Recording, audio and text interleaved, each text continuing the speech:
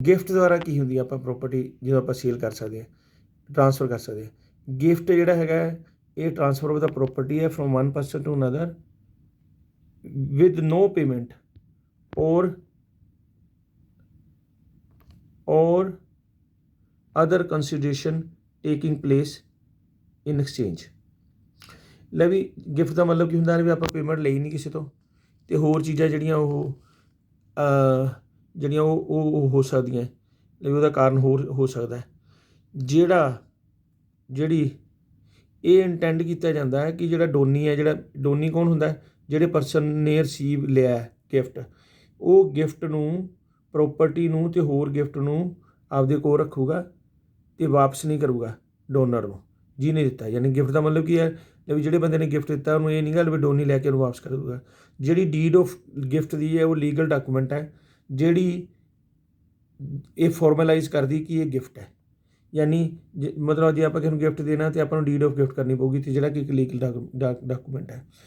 Amendment ਜਿਹੜੀਆਂ made ਹੋਈਆਂ ਸੀ ਇਸ ਦੇ ਵਾਸਤੇ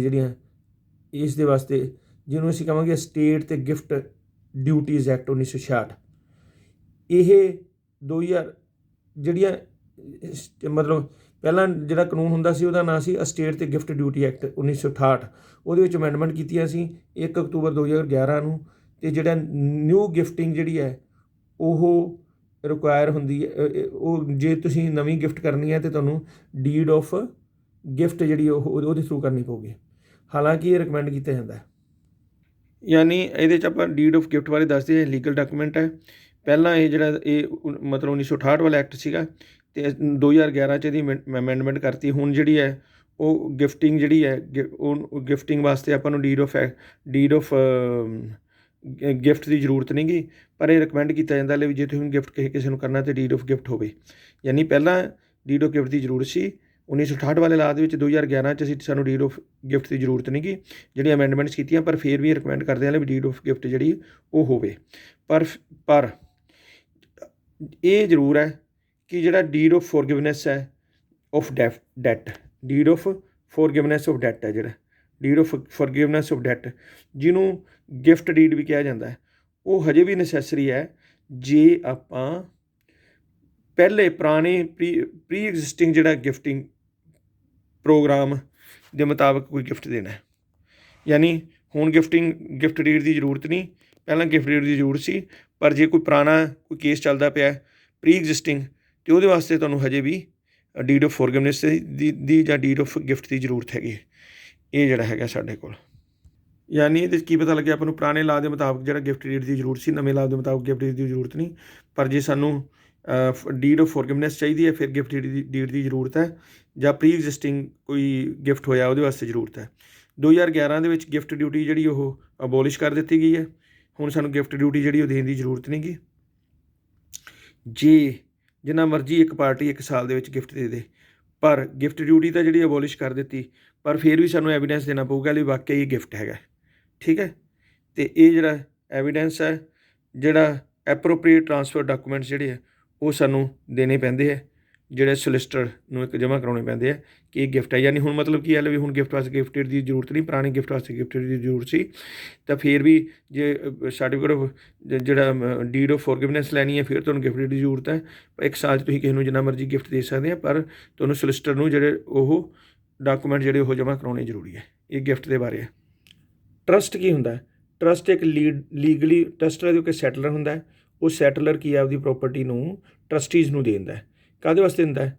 ਉਹ ਟਰਸਟੀਜ਼ ਨੂੰ ਅਸੀਂ ਕਹਾਂਗੇ ਬੈਨੀਫੀਸ਼ਰੀ ਨੂੰ ਦੇ ਦਿੰਦਾ ਹੈ। ਟਰਸਟ ਇੱਕ ਲੀਗਲੀ ਬਾਈਂਡਿੰਗ ਐਗਰੀਮੈਂਟ ਹੈ ਜਿਹੜਾ ਇਨਵੋਲਵ ਕਰਦਾ ਇੱਕ ਪਾਰਟੀ ਨੂੰ, ਜਿਹਨੂੰ ਅਸੀਂ ਸੈਟਲਰ ਕਹਿੰਦੇ ਹਾਂ, ਜਿਹੜਾ ਕਿ ਟਰਾਂਸਫਰ ਕਰਦਾ ਹੈ ਲੀਗਲ ਓਨਰਸ਼ਿਪ ਜਿਹੜੀ ਆਪਦੀ ਐਸੈਟਸ ਦੀ ਦੂਜੀ ਪਾਰਟੀ ਨੂੰ, ਜਿਹਨੂੰ ਅਸੀਂ ਟਰਸਟੀ ਕਹਾਂਗੇ, ਜਿਹੜੀ to be held in trust, ਜਿਹੜੀ ਵਿਸ਼ਵਾਸ ਕਰਕੇ ਅਸੀਂ ਉਹਨਾਂ ਨੂੰ ਉਹ ਦਿੰਦਾ। ਇਹ ਜਿਹੜਾ ਇਹ ਡਨ ਹੁੰਦਾ ਹੈ, ਕਾਹਦੇ ਵਾਸਤੇ ਡਨ ਹੁੰਦਾ ਤਾਂ ਕਿ ਉਹ ਬੈਨੀਫਿਟ ਮਿਲ ਸਕੇ। ਕਿਹਨੂੰ ਬੈਨੀਫਿਟ ਮਿਲ ਸਕੇ? ਬੈਨੀਫੀਸ਼ਰੀਜ਼ ਨੂੰ, ਜਿਨ੍ਹਾਂ ਨੂੰ ਅਸੀਂ ਕੀ ਕਿਹਾ ਟਰਸਟੀਜ਼, ਯਾਨੀ ਸੈਟਲਰ ਅਤੇ ਟਰਸਟੀਜ਼ ਹੁੰਦੇ ਇਹਦੇ 'ਚ। ਇਹ ਜਿਹੜਾ ਲੀਗਲ ਡਾਕੂਮੈਂਟ ਹੈ ਇਹਨੂੰ ਟਰਸਟ ਡੀਡ ਕਿਹਾ ਜਾਂਦਾ ਹੈ। ਇਹ ਪ੍ਰੋਵਾਈਡ ਕਰਦੀ ਹੈ ਡਾਇਰੈਕਸ਼ਨਸ। ਟਰਸਟ ਡੀਡ 'ਚ ਕੀ ਹੁੰਦੀਆਂ? ਡਾਇਰੈਕਸ਼ਨਸ ਹੁੰਦੀਆਂ ਕਿ ਕਿਵੇਂ ਜਿਹੜੀ ਟਰਾਂਸਫਰ ਕਰਨੀ ਹੈ ਅਸੀਂ, ਜਿਹੜੀ ਲੀਗਲ ਜਿਹੜੀ ਓਨਰਸ਼ਿਪ ਹੈ ਜਿਹੜੀ ਉਹ ਸੈਟਲਰ ਦੀ ਉਹਨੂੰ ਟਰਸਟ ਦੇ ਐਸੈਟਸ ਦੀ ਟਰਸਟੀਜ਼ ਨੂੰ। ਯਾਨੀ ਟਰਸਟ ਡੀਡ ਕੀ ਹੁੰਦੀ ਹੈ, ਜਿਹਦੇ 'ਚ ਦੱਸਿਆ ਜਾਂਦਾ ਵੀ ਜਿਹੜੀ ਲੀਗਲੀ ਅਸੀਂ ਟਰਸਟ ਦੀ ਪ੍ਰੋਪਰਟੀ ਨੂੰ ਟਰਸਟੀਜ਼ ਨੂੰ ਕਿਵੇਂ ਟਰਾਂਸਫਰ ਕਰਨਾ ਹੈ। ਜਿਵੇਂ ਅਸੀਂ ਸਕੂਲਾਂ ਵਾਸਤੇ ਇੱਕ ਟਰਸਟ ਬਣਾਉਂਦੇ ਹਾਂ, ਟਰਸਟ ਜਿਹੜਾ ਉਹ ਇੱਕ ਸੋਲਿਸਟਰ ਜਿਹੜਾ ਉਹ ਪ੍ਰਪੇਅਰ ਕਰਦਾ ਹੈ। ਵੀ ਇਹਦੇ 'ਚ ਸੋਲਿਸਟਰ ਜਿਹੜਾ ਹੈ ਇਹ ਉਹਦੇ ਵਿੱਚ ਕੀ ਹੁੰਦਾ ਵੀ ਅਸੀਂ 16 ਮੈਂਬਰੀ ਕਮੇਟੀ ਬਣਾ ਲੈਂਦੇ ਹਾਂ। ਉਹ 'ਚ ਇੱਕ ਮੈਨੇਜਰ ਹੁੰਦਾ, ਇੱਕ ਐਡਮਿਨਿਸਟ੍ਰੇਟਰ ਹੁੰਦਾ। ਇਹ ਸਾਰੀਆਂ ਚੀਜ਼ਾਂ ਡੀਡ ਜਿਹੜੀਆਂ ਇਹ ਜਿਹੜੀ ਕੌਣ ਕਰਦਾ, ਪ੍ਰਪੇਅਰ ਕਰਦਾ, ਇਹ ਡੀਡ ਨੂੰ ਕੌਣ ਪ੍ਰਪੇਅਰ ਕਰਦਾ, ਸੋਲਿਸਟਰ ਜਿਹੜਾ। ਸੋਲਿਸਟਰ ਜਿਹੜਾ ਉਹ ਜਿਵੇਂ ਆਪਾਂ 16 ਮੈਂਬਰੀ ਕਮੇਟੀ ਸਕੂਲ ਦੀ ਜਿਹੜੀ ਪ੍ਰੋਪਰਟੀ ਉਹ ਸਕੂਲ ਦੀ ਨਹੀਂ ਹੁੰਦੀ, ਕਿਸੇ ਨਿੱਜੀ ਦੀ ਨਹੀਂ ਹੁੰਦੀ, ਉਹ ਟਰਸਟ ਆਪਰੇਟ ਕਰਦਾ। ਜਿਹੜਾ ਟਰਸਟੀ ਨੂੰ ਕੌਣ, ਜਿਹੜੀ ਇਹ ਟਰਸਟ ਦੇ ਰੂਲ ਕੌਣ ਬਣਾਉਂਦਾ, ਸੋਲਿਸਟਰ ਬਣਾਉਂਦਾ। ਉਹ ਦੱਸਦਾ ਇਹਦੇ ਵਿੱਚ ਮੈਨੇਜਮੈਂਟ ਕਿਵੇਂ ਹੋਣੀ ਹੈ, ਇਹਦੀ ਐਡਮਿਨਿਸਟ੍ਰੇਸ਼ਨ ਕਿਵੇਂ ਹੋਣੀ ਹੈ ਟਰਸਟ ਦੀ, ਅਤੇ ਉਹ ਇਹਨੂੰ ਕਾਗਜ਼ ਦੇ ਉੱਪਰ ਲਿਖ ਦਿੰਦਾ। ਠੀਕ ਹੈ, ਟਰਸਟ ਡੀਡ ਕਹਾਂਗੇ ਇਸ ਨੂੰ। ਅਤੇ ਇਹ ਫਿਰ ਉਹ ਆਪਰੇਸ਼ਨ ਕਰ ਦਿੰਦਾ ਇਹਨੂੰ। ਜਿਹੜੀ ਟਰਸਟ ਡੀਡ ਹੈ ਉਹ ਸਟੈਬਲਿਸ਼ ਕਰਦੀ ਹੈ ਟਰਸਟ ਨੂੰ, ਅਤੇ ਇਹ ਅਪੁਆਇੰਟ ਕਰਦੀ ਹੈ ਟਰਸਟੀਜ਼ ਨੂੰ। ਟਰਸਟੀ 16 ਮੈਂਬਰੀ ਕਮੇਟੀ ਹੈ, ਉਹਨਾਂ ਨੂੰ ਆਇਡੈਂਟੀਫਾਈ ਕਰਦੀ ਹੈ, ਅਤੇ ਬੈਨੀਫਿਸ਼ਰੀਜ਼ ਕਿਹੜੇ ਹੈ ਉਹਨਾਂ ਨੂੰ ਆਇਡੈਂਟੀਫਾਈ ਕਰਦੀ ਹੈ ਅਤੇ ਰੂਲ ਕ੍ਰੀਏਟ ਕਰਦੀ ਹੈ। ਜਿਵੇਂ ਆਪਾਂ ਸਕੂਲ ਦਾ ਟਰਸਟ ਬਣਾਉਂਦੇ ਹਾਂ, ਉਹ 'ਚ ਟਰਸਟੀ ਕਿਹੜੇ 16 ਮੈਂਬਰੀ ਕਮੇਟੀ ਹੈ, ਅਤੇ ਉਹਦੇ 'ਚ ਬੈਨੀਫਿਸ਼ਰੀ ਕਿਹੜੀ ਹੈ, ਜਨਤਾ, ਬੱਚੇ, ਲੋਕਾਂ ਦੇ ਬੱਚਿਆਂ ਨੂੰ ਪੜ੍ਹਾਇਆ ਜਾਵੇ, ਅਤੇ ਰੂਲ ਕ੍ਰੀਏਟ ਕਰਦੀ ਹੈ ਤਾਂ ਕਿ ਜਿਹੜਾ ਟਰਸਟ ਆਪਰੇਸ਼ਨਲ ਹੋਵੇ। ਇਹ ਸਾਰਾ ਲਿਖਦਾ ਕੌਣ ਹੈ, ਇਹ ਸਾਰਾ ਸੋਲਿਸਟਰ ਲਿਖਦਾ ਹੈਗਾ। ਹੁਣ ਜਿਹੜਾ ਟਰਸਟ ਬਣ ਗਿਆ ਅਤੇ ਜਿਹੜਾ ਸੈਟਲਰ ਹੈ ਜਿਹਦੀ ਪ੍ਰੋਪਰਟੀ ਹੈ, ਉਹ ਕੀ ਕਰਦਾ ਹੈ, ਉਹ ਪ੍ਰੋਪਰਟੀ ਨੂੰ ਸੋਲਡ ਕਰਨ ਦਾ, ਉਹ ਕਹਿੰਦਾ ਮੈਂ 10 ਲੱਖ ਦੇ ਵਿੱਚ ਟਰਸਟੀਜ਼ ਨੂੰ ਜਿਹੜੀ ਹੈ ਪ੍ਰੋਪਰਟੀ ਸੋਲਡ ਕਰਤੀ, ਅਤੇ ਟਰਸਟੀ ਸਾਈਨ ਕਰ ਲੈਂਦੇ ਆ। ਸਾਈਨ ਕਰਨ ਦੇ ਉੱਪਰ, ਅਤੇ ਹੁਣ ਡੈਟ ਹੋ ਗਿਆ ਨਾ, ਇਹਨੂੰ ਕਹਾਂਗੇ ਅਕਨੋਲਜਮੈਂਟ of the that to the settler. ਲੈ ਵੀ ਅਸੀਂ ਇਹ ਜਿਹੜੇ ਪੈਸੇ ਆ ਸੈਟਲਰ ਦੇ ਦੇਣੇ ਆ। ਮੰਨ ਲਓ ਮੇਰੇ ਕੋਲ ਜ਼ਮੀਨ ਹੈ ਅਤੇ ਮੈਂ ਜ਼ਮੀਨ ਆਪਦੀ ਸਕੂਲ ਵਾਸਤੇ ਦੇਣੀ ਹੈ, ਅਤੇ ਮੈਂ 16 ਮੈਂਬਰੀ ਕਮੇਟੀ ਨੂੰ ਵੇਚ ਦਿੰਦੇ ਹਾਂ, ਅਤੇ ਉਹ ਜਿਹੜੇ 16 ਮੈਂਬਰੀ ਕਮੇਟੀ ਕਹਿੰਦੇ ਆ ਵੀ ਹਾਂ ਅਸੀਂ 1 ਕਰੋੜ ਦੀ ਜ਼ਮੀਨ ਲੈ ਲਈ। ਫਿਰ ਕੀ ਕਰਦੇ ਆ, ਜਿਹੜਾ ਸੈਟਲਰ ਹੈ ਜਿਹਨੇ ਜ਼ਮੀਨ ਵੇਚੀ, ਉਹ ਫੋਰਗਿਵ ਕਰਨ ਦੇ ਆ, ਮਾफ़ ਕਰਨ ਦਾ ਡੈਟ ਮੈਨੇ ਜਿਹੜਾ ਉਹਨੇ ਉਧਾਰ ਦਿੱਤਾ ਟਰਸਟੀਜ਼ ਨੂੰ, ਜਿਹੜਾ ਉਧਾਰ ਦਿੱਤਾ ਅਤੇ ਉਹਨੂੰ ਮਾਫ਼ ਕਰਨ ਦਾ, ਇਹਨੂੰ ਅਸੀਂ ਕਹਾਂਗੇ ਗਿਫਟ। ਮਤਲਬ ਪਹਿਲਾਂ ਕੀ ਹੈ, ਜਿਹੜਾ ਸੈਟਲਰ ਹੈ ਯਾਨੀ ਜਿਹਦੀ ਜ਼ਮੀਨ ਹੈ, ਉਹ ਕੀ ਹੈ, ਉਹ ਪ੍ਰੋਪਰਟੀ ਨੂੰ ਕਿਹਨੂੰ ਦੇ ਦਿੰਦਾ ਹੈਗਾ, ਸਕੂਲ ਨੂੰ ਦੇ ਦਿੱਤੀ। ਮੰਨ ਲਓ 16 ਮੈਂਬਰੀ ਕਮੇਟੀ ਨੂੰ ਵੇਚਤੀ ਉਹਨੇ 1 ਕਰੋੜ ਰੁਪਏ ਦੀ। ਫਿਰ ਕੀ ਉਹ ਜਿਹੜਾ ਸੈਟਲਰ ਕਹਿੰਦਾ 1 ਕਰੋੜ ਰੁਪਏ ਤੁਹਾਡਾ ਮਾਫ਼ ਕਰਤਾ, ਗਿਫਟ ਦੇ ਦਿੰਦਾ ਉਹਨਾਂ ਨੂੰ। ਅਤੇ ਇਸ ਤਰ੍ਹਾਂ ਜਿਹੜਾ ਟਰਸਟ ਆਪਰੇਸ਼ਨਲ ਹੋ ਜਾਂਦਾ। ਇਹ ਜਿਹੜਾ ਟਰਸਟ, ਜਿਹੜੇ ਟਰਸਟੀਜ਼ ਹੈ ਇਹ ਮੈਨੇਜ ਕਰਦੇ ਆ ਪ੍ਰੋਪਰਟੀ ਨੂੰ, ਬੈਨੀਫਿਟ ਆਫ ਦਾ ਬੈਨੀਫਿਸ਼ਰੀਜ਼। ਜਿਵੇਂ ਸਕੂਲ ਦੇ ਵਿੱਚ ਬੈਨੀਫਿਸ਼ਰੀ ਕਿਹੜੇ ਹੈ, ਬੱਚੇ ਹੈ, ਆਫ ਦਾ ਟਰਸਟ। ਟਰਸਟ ਨੇ ਕਿਹਾ ਵੀ ਸਾਡੇ ਬੈਨੀਫਿਸ਼ਰੀ ਕੌਣ ਆ, ਬੱਚੇ, ਉਹਦੇ ਵਾਸਤੇ ਉਹ ਜਿਹੜੇ ਉਹ ਉਹਨਾਂ ਦੀ ਬੈਨੀਫਿਟ ਵਾਸਤੇ ਕਰਦੇ ਆ। ਜਿਹੜੀ ਪ੍ਰੋਪਰਟੀ ਹੈ may be transfer during the owner's life time. ਜਿਹੜੀ ਉਹ ਪ੍ਰੋਪਰਟੀ ਹੈ ਉਹ ਟਰਾਂਸਫਰ ਵੀ ਹੋ ਸਕਦੀ ਹੈ, ਜਾਂ ਉਹਦੀ provision of in A will. ਅਤੇ ਜਿਹੜੀ ਉਹਦੀ ਓਨਰ ਦੀ ਪ੍ਰੋਪਰਟੀ ਹੈ ਉਹ ਸਿੱਧੀ ਵੀ ਟਰਾਂਸਫਰ ਹੋ ਸਕਦੀ ਹੈ ਓਨਰ ਦੇ ਲਾਈਫ ਟਾਈਮ ਦੇ ਵਿੱਚ ਵੀ, ਜਾਂ ਉਹਦੀ ਵਿਲ ਦੇ ਮੁਤਾਬਕ ਜਿਹੜੀ ਉਹ ਟਰਸਟ ਨੂੰ ਜਿਹੜੀ ਪ੍ਰੋਪਰਟੀ ਕੀਤੀ ਜਾ ਸਕਦੀ ਹੈ। ਠੀਕ ਹੈ, ਗਿਫਟ ਵੀ ਦੇ ਸਕਦੇ ਅਤੇ ਉਹ ਵੀ ਕੀਤੀ ਜਾ ਸਕਦੀ ਹੈ। ਜਿਹੜਾ if the settlor is transferring property to a trust for no consideration where no money charging hands, then the agreement for the sale or purchase is not required। ਜੇ ਜਿਹੜਾ ਟਰਸਟ ਸੈਟਲਰ ਹੈ, ਜੇ ਉਹ ਕਹਿੰਦਾ ਮੈਂ ਵੈਸੇ ਪ੍ਰੋਪਰਟੀ ਦੇ ਦੇਣੀ ਹੈ ਟਰਸਟ ਨੂੰ, ਅਤੇ ਮੈਂ ਕੋਈ ਵੀ ਮਨੀ ਲੈਣਾ ਨਹੀਂ ਗਾ, ਕੋਈ ਚੇਂਜ ਨਹੀਂ ਕਰਨਾ ਮਨੀ, ਅਤੇ ਫਿਰ ਉਹ ਜਿਹੜਾ ਸੇਲ ਅਤੇ ਪਰਚੇਜ਼ ਐਗਰੀਮੈਂਟ ਜਿਹੜਾ ਉਹ ਨਹੀਂ ਰਿਕੁਆਇਰ, ਸਾਨੂੰ ਚਾਹੀਦਾ ਨਹੀਂ ਗਾ। ਹੁਣ ਸਵਾਲ ਇਹ ਪੈਦਾ ਹੁੰਦਾ ਹੈ, ਜਿਹੜਾ ਟਰਸਟ ਹੈ ਉਹਦੇ ਸਿਗਨੇਟਰੀਜ਼ ਕੌਣ ਹੋਣਗੇ ਕੰਟਰੈਕਚੁਅਲ ਡਾਕੂਮੈਂਟ ਦੇ ਉੱਪਰ। ਟਰਸਟ ਜਿਹੜੇ ਉਹ ਸੈਪਰੇਟ ਨਹੀਂ ਹੁੰਦੇ। ਇੰਡੀਆ 'ਚ ਤਾਂ ਟਰਸਟ ਸੈਪਰੇਟ ਹੁੰਦੇ ਮੇਰੇ ਖਿਆਲ, ਜੇ ਸਕੂਲ ਦੀ ਜਾਇਦਾਦ ਹੋਵੇ ਜਿਵੇਂ ਸੁਸਾਇਟੀ ਦੇ ਨਾਂ 'ਤੇ ਹੁੰਦੀ ਹੈ, ਪਰ ਇੱਥੇ ਟਰਸਟ ਜਿਹੜੇ ਉਹ ਸੈਪਰੇਟ ਲੀਗਲ ਐਂਟਿਟੀ ਨਹੀਂ ਗੇ। ਜਿਹੜੇ ਟਰਸਟੀਜ਼ ਆ ਉਹ ਰਜਿਸਟਰਡ ਹੁੰਦੇ ਆ ਲੀਗਲ ਓਨਰ, ਜਿਹੜੇ ਉਹ ਲੀਗਲ ਓਨਰ ਟਰਸਟ ਐਸੈਟਸ ਦੇ ਉੱਪਰ। ਫਾਰ ਐਗਜ਼ਾਮਪਲ ਜੇ ਸਰਟੀਫਿਕੇਟ ਆਫ ਟਾਈਟਲ ਜਿਹੜਾ ਉਸ ਪ੍ਰੋਪਰਟੀ ਦਾ ਲੈਣਾ ਹੈ, ਤਾਂ ਜਿਹੜਾ ਨੇਮਸ ਆਫ ਦਾ ਟਰਸਟੀਜ਼ ਜਿਹੜੇ ਹੋ ਗਏ ਆਲਵੇਜ਼ ਰਿਕਾਰਡਡ ਐਜ਼ ਦਾ ਓਨਰ, ਅਤੇ ਉਹ ਜਿਹੜੇ ਟਰਸਟੀਜ਼ ਆ ਉਹ ਓਨਰ ਹੀ ਹੁੰਦੇ ਆ। ਇਸ ਕਰਕੇ ਟਰਸਟੀ ਜਿਹੜੇ ਆ ਉਹਨਾਂ ਕੋਲ ਲੀਗਲ ਰਾਈਟਸ ਹੁੰਦੇ ਆ ਪ੍ਰੋਪਰਟੀ ਦੇ, ਅਤੇ ਉਹ ਸਾਈਨ ਕਰਨ ਦੇ ਹੁੰਦੇ ਆ। ਅਤੇ in relation to the trust dealing, trust ਦੀਆਂ ਜਿੰਨੀ ਵੀ ਡੀਲਿੰਗ ਹੋਣ, ਜੇ ਤੁਸੀਂ ਡੀਲਿੰਗ ਕਰ ਰਹੇ ਹੋ ਕਿਸੇ ਟਰਸਟ ਦੀ ਪ੍ਰੋਪਰਟੀ 'ਚ, ਬਾਇੰਗ ਦੇ ਸੈਲਿੰਗ ਦੇ ਵਿੱਚ, ਪ੍ਰੋਪਰਟੀ ਦੇ ਵਿੱਚ, on the behalf of a trust, ਅਤੇ ਜਿਹੜੇ ਤੁਹਾਨੂੰ ਸਾਰੇ it is important that all the trustees must sign legally binding document. ਅਤੇ ਜਿੰਨੇ ਵੀ ਟਰਸਟੀਜ਼ ਆ ਉਹਨਾਂ ਦੇ ਸਾਈਨ ਹੋਣੇ ਚਾਹੀਦੇ ਆ, including agreement of agencies agreement, ਜਿਹੜੀ ਤੁਹਾਡੀ ਏਜੰਸੀ ਦੀ ਐਗਰੀਮੈਂਟ ਉਹ ਵੀ ਹੋਣੀ ਚਾਹੀਦੀ ਹੈ, ਸੇਲਸ ਪਰਚੇਜ਼ ਦੀ ਐਗਰੀਮੈਂਟ ਦੀ ਵੀ ਹੋਣੀ ਚਾਹੀਦੀ ਹੈ, ਲਿਸਟਿੰਗ ਦੇ ਉੱਪਰ ਵੀ ਹੋਣੀ ਚਾਹੀਦੀ ਹੈ। ਜੇ ਇਹ ਪੋਸੀਬਲ ਨਹੀਂ ਗਾ, ਅਤੇ ਰਿਟਨ ਕਨਫਰਮੇਸ਼ਨ ਜਿਹੜੀ ਰਿਕੁਆਇਰਡ ਹੈਗੀ ਹੈ, ਜਿਹੜੀ ਸ਼ੋਅ ਕਰੇ ਕਿ ਜਿਹੜੇ ਦੂਜੇ ਮੈਂਬਰਸ ਹੈ ਟਰਸਟ ਦੇ, ਉਹਨਾਂ ਨੇ 1-2 ਬੰਦਿਆਂ ਨੂੰ willing to proceed with the transaction, ਉਹ ਇੱਕ ਦੋ ਬੰਦਿਆਂ ਨੂੰ ਟ੍ਰਾਂਜੈਕਸ਼ਨ ਵਾਸਤੇ ਉਹ ਜਿਹੜੇ ਉਹਨਾਂ ਨੇ ਅਧਿਕਾਰ ਦਿੱਤੇ ਹੋਣ, ਅਤੇ ਐਗਰੀ ਕੀਤਾ ਹੋਵੇ ਫੈਲੋ ਟਰਸਟੀਜ਼ ਨੂੰ ਰੈਲੀਵੈਂਟ ਡਾਕੂਮੈਂਟਸ ਨੂੰ ਉਹਨਾਂ ਦੇ ਬਿਹਾਫ ਦੇ ਉੱਪਰ ਸਾਈਨ ਕਰਨ ਵਾਸਤੇ। ਜਿਹੜੀ ਟਰਸਟ ਡੀਡ ਜਿਹੜੀ ਹੈਗੀ ਆ ਉਹ may also specify if appointed trustees can sign legally documents on the behalf of the other trustees. ਯਾਨੀ ਇਹਦੇ 'ਚ ਕੀ ਹੁੰਦਾ ਵੀ ਤੁਹਾਨੂੰ ਇੱਕ ਜਿਵੇਂ ਆਪਣੇ ਕੀ ਹੁੰਦਾ ਇੱਕ ਆਪਾਂ ਨੂੰ ਉਹ ਲਾਉਣੀ ਪੈਂਦੀ ਹੈ ਮਤਾ ਬੁੱਕ ਪ੍ਰੋਸੈਸ, ਕੀ ਕਹਿੰਦੇ ਉਹਨੂੰ ਪ੍ਰੋਸੀਜਰ ਬੁੱਕ, ਉਹਦੇ 'ਚ ਲਾਉਣਾ ਪੈਂਦਾ ਵੀ ਅਸੀਂ ਜਿਹੜੇ ਟਰਸਟੀ ਹੈਗੇ ਆ ਅਤੇ ਦੂਜੇ ਟਰਸਟੀਜ਼ ਨੂੰ ਆਪਣੇ ਬਿਹਾਫ ਦੇ ਉੱਪਰ ਸਾਈਨ ਕਰਨ ਦੀ ਪਰਮਿਸ਼ਨ ਦਿੰਦੇ ਹਾਂ। ਇਹ ਆਪਾਂ ਦੇਖਿਆ ਵੀ ਲੈਂਡ ਕਿਵੇਂ ਟਰਾਂਸਫਰ ਕੀਤੀ ਜਾ ਸਕਦੀ ਹੈ, ਕਿੰਨੇ ਤਰੀਕੇ ਨਾਲ ਕੀਤੀ ਜਾ ਸਕਦੀ, ਸੇਲ ਜਾਂ ਪਰਚੇਜ਼ ਐਗਰੀਮੈਂਟ ਦੇ ਦੁਆਰਾ, ਵੇਲੇ ਦੇ ਦੁਆਰਾ, ਗਿਫਟ ਦੇ ਦੁਆਰਾ ਅਤੇ ਟਰਸਟ ਦੇ ਦੁਆਰਾ। ਪ੍ਰੋਸੈਸ ਕੀ ਹੈ ਟਰਾਂਸਫਰ ਕਰਨ ਦੀ ਟਰਸਟ ਦੀ ਓਨਰਸ਼ਿਪ ਨੂੰ? ਦ process of transfer A property into the trust ownership is, ਪਹਿਲਾਂ ਟਰਾਂਸਫਰ ਆਫ ਟਾਈਟਲ ਇਜ਼ ਓਬਟੇਨਡ, ਜਿਹੜਾ ਬੈਂਕ ਅਪਰੂਵ ਕਰਦਾ ਹੈ ਕਿ transfer of the title if there is a mortgage.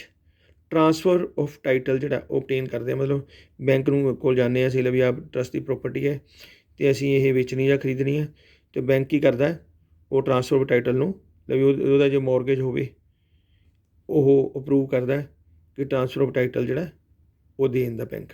ਜਿਹੜੇ ਲੋਨ ਡਾਕੂਮੈਂਟ ਅਤੇ ਜਿਹੜੇ ਮੌਰਗੇਜ ਆ ਉਹ ਓਬਟੇਨ ਮਿਲ ਜਾਂਦੇ ਸਾਨੂੰ, ਲੋਨ ਡਾਕੂਮੈਂਟ ਮਿਲ ਜਾਂਦਾ, ਮੌਰਗੇਜ ਮਿਲ ਜਾਂਦਾ। ਜੇ ਨੀਡਡ ਹੋਵੇ ਅਤੇ ਨਿਊ ਲੋਨ ਡਾਕੂਮੈਂਟ ਅਤੇ ਮੌਰਗੇਜ ਜਿਹੜਾ ਓਬਟੇਨ ਕੀਤਾ ਜਾਂਦਾ।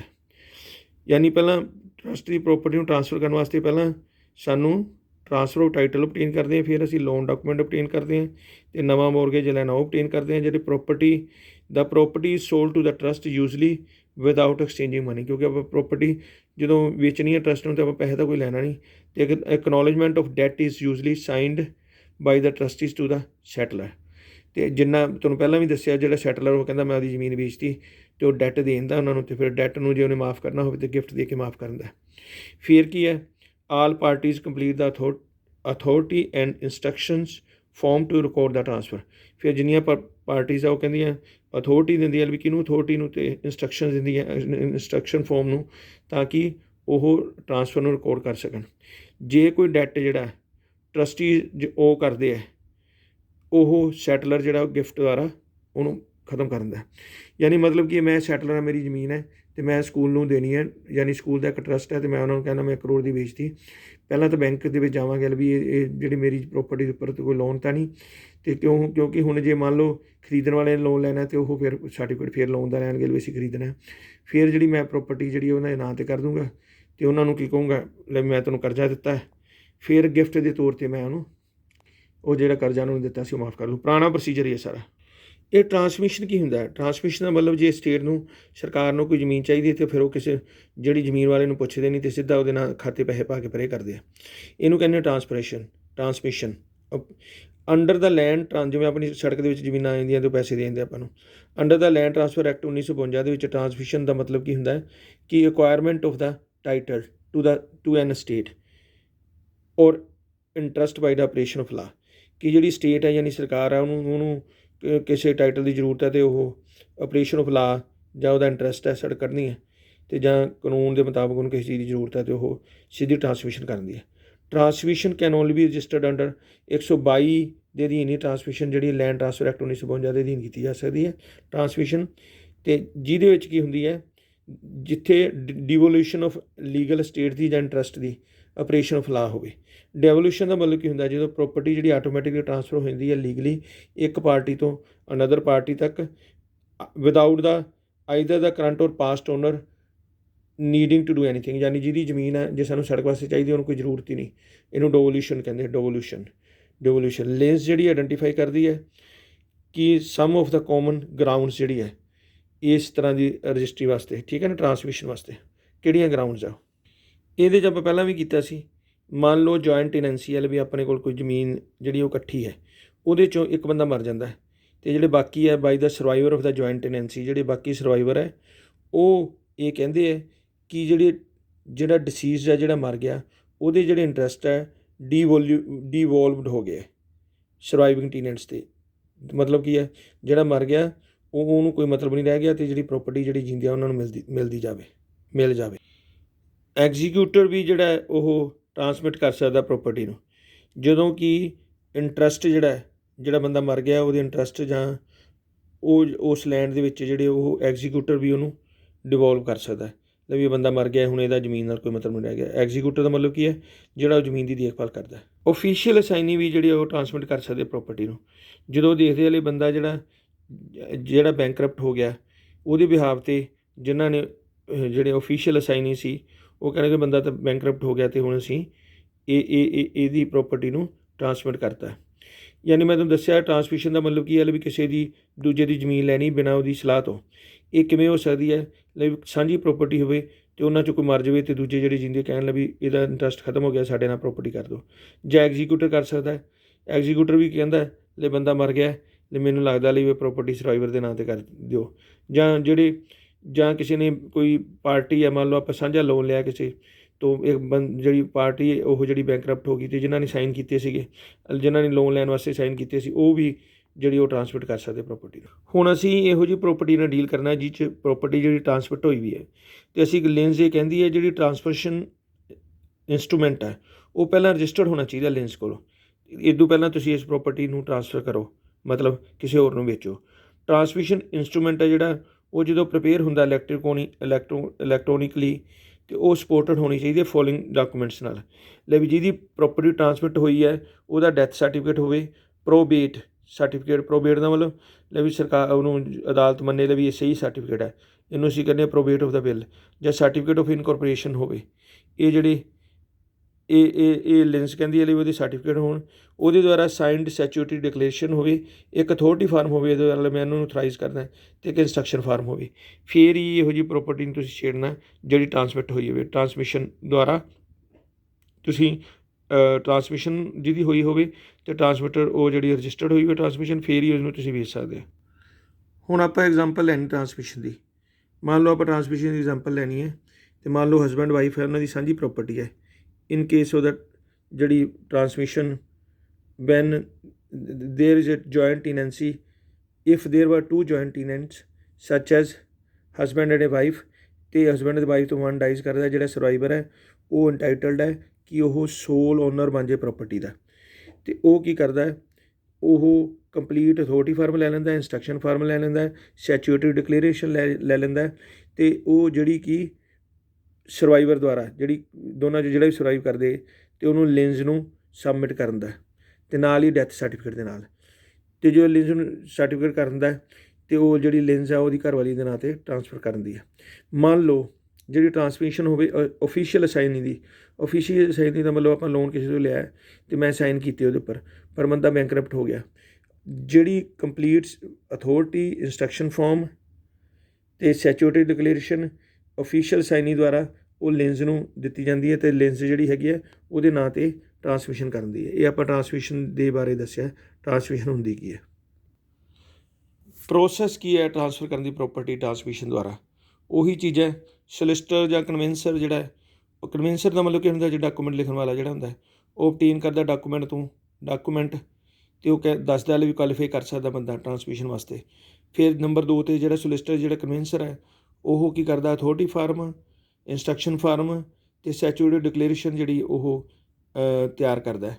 ਫਿਰ completed authority form, instruction form ਅਤੇ ਸੈਚੂਰਿਟੀ ਡਿਕਲੇਰੇਸ਼ਨ ਅਤੇ ਡੈਥ ਸਰਟੀਫਿਕੇਟ ਦੇ ਨਾਲ ਜਿਹੜਾ ਉਹ ਲਿੰਸ ਕੋਲ ਜਮ੍ਹਾਂ ਕਰਾਉਂਦਾ, ਅਤੇ ਲਿੰਸ ਜਿਹੜੀ ਹੈ ਉਹ ਐਕਸ਼ਨ ਲੈਂਦੀ ਹੈ, ਐਕਸ਼ਨ ਦਾ ਟਰਾਂਸਮਿਸ਼ਨ ਨੂੰ ਜਿਹੜੀ ਲਿੰਸ ਹੈ ਅਪਰੂਵ ਕਰਨ ਦੀ ਹੈ। ਇਹ ਹੈਗਾ ਵੀ process to transfer the property by transmission.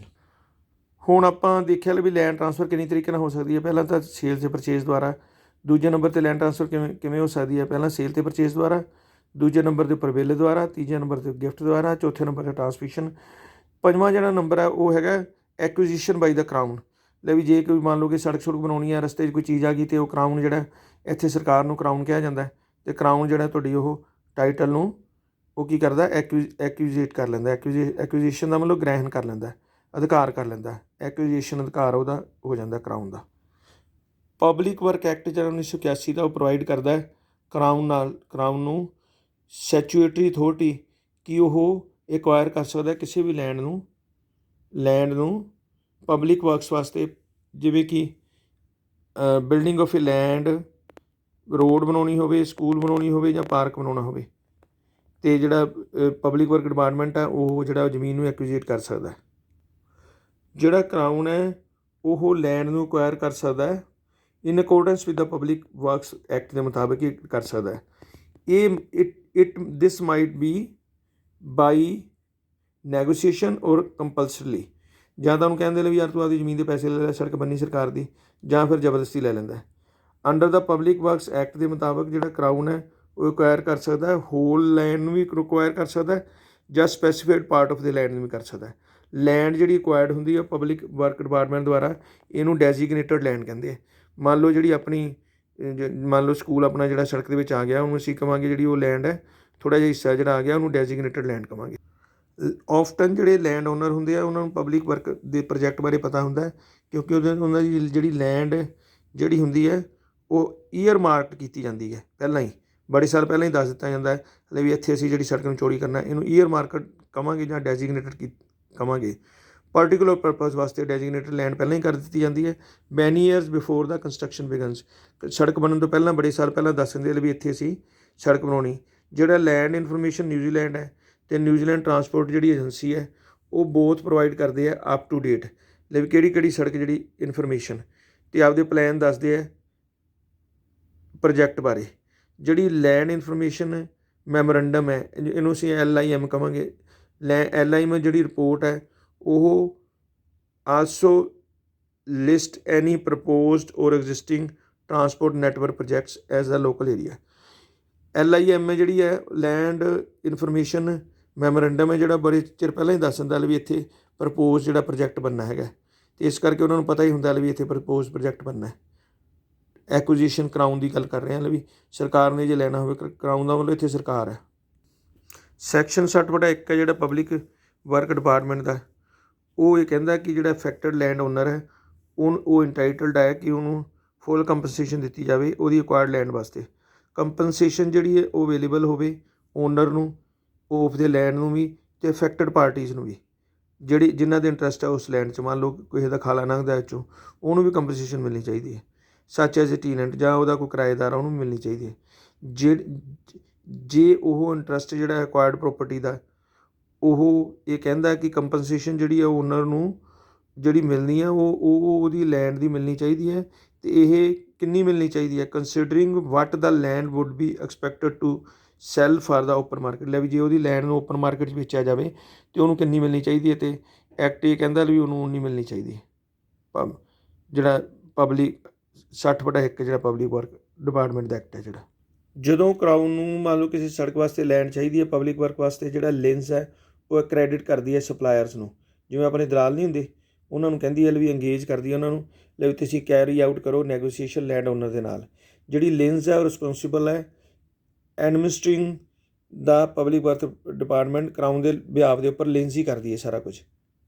ਜਦੋਂ ਨੈਗੋਸੀਏਸ਼ਨ ਜਿਹੜੀਆਂ ਗੁੱਡ ਫੇਥ ਦੇ ਵਿੱਚ ਫੇਲ ਹੋ ਜਾਣ ਅਤੇ ਜਿਹੜੀ ਵਲੰਟਰੀ ਐਗਰੀਮੈਂਟ ਹੈ ਉਹ ਕੈਨ ਨੋਟ ਬੀ ਰੀਚਡ, ਦੋਨਾਂ ਪਾਰਟੀਆਂ ਵੱਲੋਂ ਵਲੰਟਰੀ ਐਗਰੀਮੈਂਟ ਨਾ ਹੋਵੇ purchase of the land on public works, ਜਿਹੜਾ ਪਬਲਿਕ ਵਰਕਸ ਜਿਹੜਾ ਐਕਟ ਹੈ ਉਹ ਪ੍ਰੋਵਾਈਡ ਕਰਦਾ ਹੈ ਕੰਪਲਸਰੀ ਐਕੁਇਜ਼ੀਸ਼ਨ ਬਾਈ ਦਾ ਕਰਾਊਨ। ਮੰਨ ਲਓ ਲਿੰਸ ਨੇ ਜਿਹੜੇ ਬੰਦੇ ਬਿਠਾਏ ਸੀ ਉਹਨਾਂ ਕੋਲ ਜਿਹੜੀ ਉਹ ਨੈਗੋਸੀਏਸ਼ਨ ਨਹੀਂ ਹੁੰਦੀ, ਅਤੇ ਫਿਰ ਪਬਲਿਕ ਵਰਕ ਡਿਪਾਰਟਮੈਂਟ ਦੇ ਅਧੀਨ ਜਿਹੜੀ ਅਸੀਂ ਜ਼ਬਰਦਸਤੀ ਵੀ ਜ਼ਮੀਨ ਲੈ ਸਕਦੇ। ਲੈਂਡ ਓਨਰ ਕੋਲ ਰਾਈਟ ਹੈ ਕਿ ਉਹ ਆਪਦੇ ਓਬਜੈਕਸ਼ਨ ਜਿਹੜੇ ਉਹ ਇਨਵਾਇਰਮੈਂਟ ਕੋਰਟ ਉਹਨਾਂ ਦੇ ਓਬਜੈਕਸ਼ਨ ਸੁਣੇ, ਪਰ ਇਹ ਉਹਨਾਂ ਦਾ ਜਿਹੜਾ ਰਾਈਟ ਹੈ ਉਹ ਇਕੱਲਾ ਲੈਂਡ ਦੀ ਟੇਕਿੰਗ ਆਫ ਹੈ ਵੀ ਸਾਡੀ ਲੈਂਡ ਨਾ ਲਈ ਜਾਵੇ। ਇਹ ਨਹੀਂ ਉਹ ਕਹਿ ਸਕਦੇ not to be the amount of the compensation ਪੇਏਬਲ।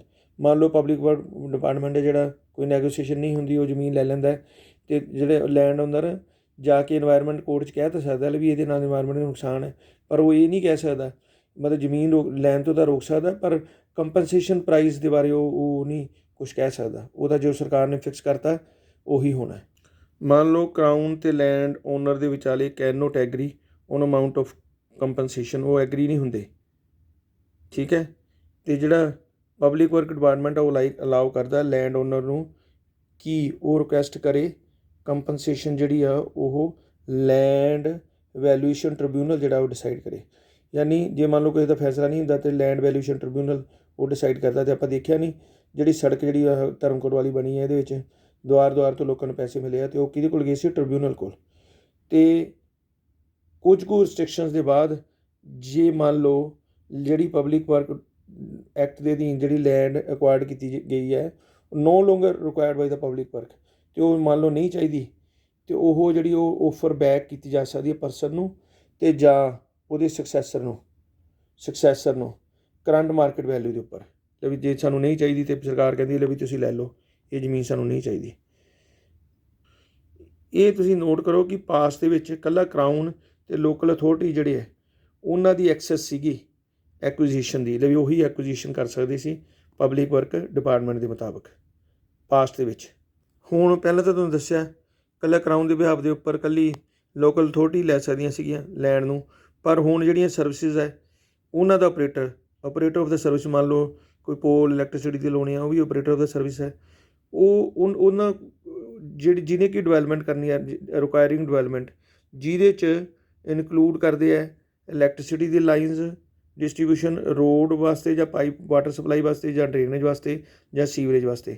ਇਹਨਾਂ ਦਾ ਆਪਰੇਟਰ ਵੀ ਹੈ ਜਿਹੜਾ ਇਹਨਾਂ ਨੂੰ ਚਲਾਉਂਦਾ ਹੈ, ਜਿਹੜਾ ਮਹਿਕਮਾ, ਉਹ ਵੀ ਕਲਾਸੀਫਾਈ ਕੀਤਾ ਗਿਆ ਕਿ ਉਹ ਰਿਕੁਆਇਰਿੰਗ ਅਥਾਰਟੀ ਕਿਹਾ ਗਿਆ ਉਹਨੂੰ ਵੀ, ਉਹ ਵੀ ਏਬਲ ਹੈਗਾ ਕਿ ਯੂਜ਼ ਕਰਨ ਵਾਸਤੇ ਸਪੈਸ਼ਲ ਪ੍ਰੋਵੀਜ਼ਨ ਦੀ, ਤਾਂ ਕਿ ਰਿਸੋਰਸ ਮੈਨੇਜਮੈਂਟ ਐਕਟ ਦੇ ਅਧੀਨ ਕਿ seek the agreement of the minister for the land information to acquire or take land on requiring authorities behalf.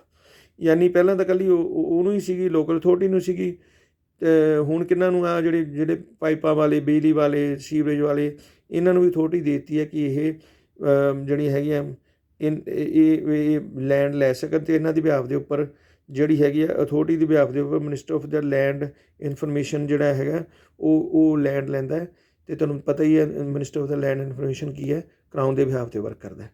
ਯਾਨੀ ਮਤਲਬ ਇਹਦਾ ਮੋਟਾ ਫੰਡਾ ਹੈ ਲਈ ਪਹਿਲਾਂ ਤਾਂ ਲੈਂਡ ਕੌਣ ਲੈ ਸਕਦਾ ਸੀ, ਲੋਕਲ ਅਥਾਰਟੀ ਲੈ ਸਕਦੀ ਸੀ। ਹੁਣ ਜਿਹੜੀਆਂ ਸਰਵਿਸਿਜ਼ ਹੈ ਇਹ ਵਾਲੇ ਵੀ ਕਹਿ ਸਕਦੇ ਆ ਲੈਂਡ ਵਾਸਤੇ। ਇਸ ਤੋਂ ਬਿਨਾਂ ਜਿਹੜਾ ਇੱਕ ਹੋਰ ਤਰੀਕਾ ਹੈ resumption of the land by the settlement of the treaty claims. 27A ਜਿਹੜਾ ਹੈਗਾ ਸਟੇਟ ਓਨਡ ਇੰਟਰਪ੍ਰਾਈਜ਼ ਐਕਟ 1986, ਉਹ ਇਹ ਦੱਸਦਾ ਹੈ ਕਿ ਹਮੇਸ਼ਾ ਮੈਮੋਰੀਅਲ ਮਸਟ ਵੀ put place on all the titles on the crown land. ਵੀ ਜਿੰਨੀ ਵੀ ਕਰਾਊਨ ਲੈਂਡ ਹੈ ਉਹਦੇ ਉੱਪਰ ਮੈਮੋਰੀਅਲਸ ਹੋਣੇ ਚਾਹੀਦੇ। ਮੈਮੋਰੀਅਲ ਦੱਸੇ ਲਈ ਵੀ ਇਹ ਲੈਂਡ ਜਿਹੜੀ ਕਰਾਊਨ ਲੈਂਡ ਹੈ, ਜਿਹੜੀ ਕਿ ਕਰਾਊਨ ਲੈਂਡ ਜਿਹੜੀ ਸਟੇਟ ਓਨਡ ਇੰਟਰਪ੍ਰਾਈਜ਼ ਨੂੰ ਟਰਾਂਸਫਰ ਕੀਤੀ ਜਾਣੀ ਹੈ ਇਸ ਐਕਟ ਦੇ ਅਧੀਨ। ਇਹ ਜਿਹੜੇ ਮੈਮੋਰੀਅਲ ਹੈ ਇਹ ਨੋਟਿਸ ਦਿੰਦੇ ਆ ਕਿ ਇਹ ਜਿਹੜੀ property may be use to settle claims under the treaty of Waitangi through resumption by the crown. ਲੈ ਵੀ ਇਹ ਮੈਮੋਰੀਅਲ ਇਹ ਦੱਸਦੇ ਆ ਵੀ ਇਹ ਜਿਹੜੀ ਪ੍ਰੋਪਰਟੀ ਹੈ ਇਹ ਟਰੀਟੀ ਆਫ ਵਾਈਟੈਂਗੀ ਦੇ ਅਧੀਨ ਇਹਨੂੰ ਇਸ ਪ੍ਰੋਪਰਟੀ ਦੀ ਜਗ੍ਹਾ ਜਿਹੜੀ ਉਹ ਕਲੇਮ ਜਿਹੜਾ ਦਿੱਤਾ ਜਾਣਾ ਅੰਡਰ ਸੈਕਸ਼ਨ 27B। ਇਹ ਕਹਿੰਦਾ ਜਿਹੜਾ ਕਰਾਊਨ ਅਤੇ ਕਲੇਮੈਂਟ ਗਰੁੱਪ ਹੈ ਜਿਹੜੇ ਮੰਨ ਲਓ ਐਗਰੀ ਨਹੀਂ ਹੁੰਦੇ, first agree on the settlement, ਅਤੇ ਜਿਹੜੇ ਵਾਈਟੈਂਗੀ ਟ੍ਰਿਬਿਊਨਲ ਹੈ ਉਹ ਰਿਕੁਆਇਰ ਕਰ ਸਕਦਾ can require the crown to resume take back a property if this is necessary to settle a ਟੀਟੀ ਕਲੇਮ। 27B ਇਹ ਕਹਿੰਦਾ ਵੀ ਜੇ ਕੋਈ ਵਾਈਟੈਂਗੀ ਟਰੀਟੀ ਆਫ ਵਾਈਟੈਂਗਲ ਜਿਹੜਾ ਉਹ ਸਟੇਟ ਤੋਂ ਕਰਾਊਨ ਤੋਂ ਪ੍ਰੋਪਰਟੀ ਵਾਪਸ ਲੈ ਸਕਦਾ। ਜਿਹੜਾ ਮੈਮੋਰੀਅਲ ਹੈ ਉਹ remain in place even if the title is sold to the third parties. Memorial ਉਹ 'ਤੇ ਰਹਿਣੇ ਹੀ ਰਹਿਣੇ। The memorial is only removed if the affected Maori groups agree to this. ਜੇ ਮੋਰੀ ਗਰੁੱਪਸ ਕਹਿੰਦੇ ਲੈ ਵੀ ਮੈਮੋਰੀਅਲ ਹਟਾ ਦਿਓ ਤਾਂ ਹਟਾ ਦਿਓ। Or when the claims affecting the property have been settle, ਜਦੋਂ ਕਲੇਮ ਲਈ ਸਾਡੀ ਪ੍ਰੋਪਰਟੀ ਦਾ ਨੁਕਸਾਨ ਹੋਇਆ ਉਹ ਕਲੇਮ ਜਿਹੜੇ ਉਹ ਹੋਣ।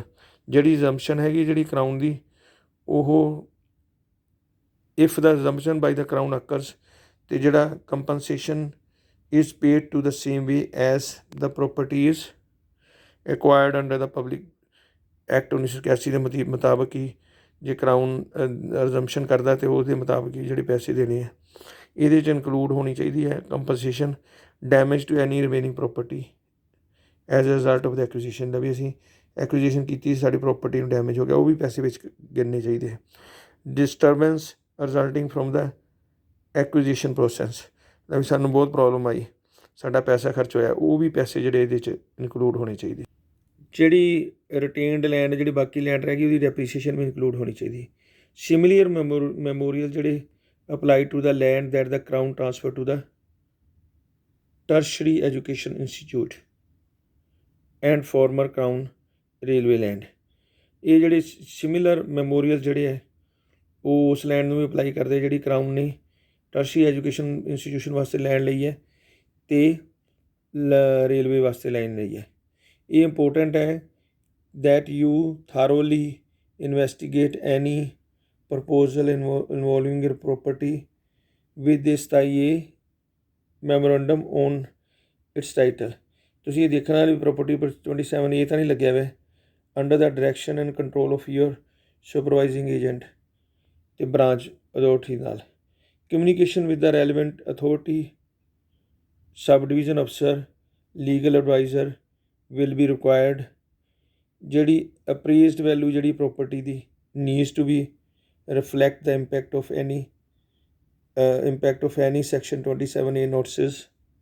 You must discuss all these available information about the proposal involving a property with 27A memorandum on its title with a potential buyer।